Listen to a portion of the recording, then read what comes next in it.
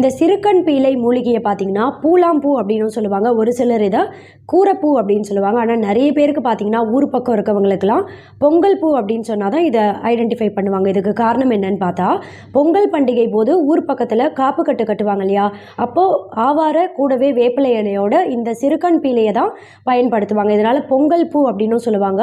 பொங்கல் பண்டிகை போது கடைகள்லாம் அதிக அளவில் விற்பனை செய்வாங்க. உங்களில் யாருக்காவது இந்த செடி கிடைக்கல, ஐடென்டிஃபை பண்ண முடியல அப்படின்னா பொங்கல் பண்டிகை போது கடைகளில் அதிக அளவில் விற்பனை செய்வாங்க. மார்கழி மாதத்தில் அதிகமாக இந்த செடி வந்து விளையும். அங்கங்கே கிட்னி ஸ்டோன் பாதிப்பு இருக்கிறவங்களுக்கு வயிறு வலி அதிகமாக இருக்கும் இல்லையா, ஒரு சிலருக்கு அந்த வலி பின்புறமாக ரேடியேட் ஆகி முதுகு வலி அதிகமாக இருக்கும்.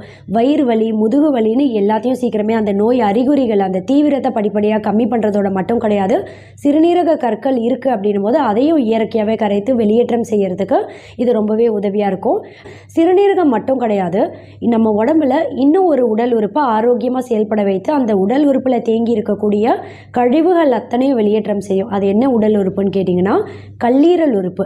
கல்லீரலில் தேங்கி இருக்கக்கூடிய அத்தனை நச்சுக்கள், அந்த டாக்ஸின்ஸ் அத்தனையும் வெளியேற்றம் செய்து கல்லீரலை தூய்மைப்படுத்தி ஆரோக்கியமாக செயல்பட வைக்கிறது மூலமாக ஃபேட்டி லிவர், லிவர் சிர்ஹோசிஸ், மஞ்சள் காமாலை மாதிரியான நோய் பாதிப்புலாம் ஏற்படக்கூடிய வாய்ப்பையே பார்த்தா ரொம்பவே கம்மி பண்ணிடும்.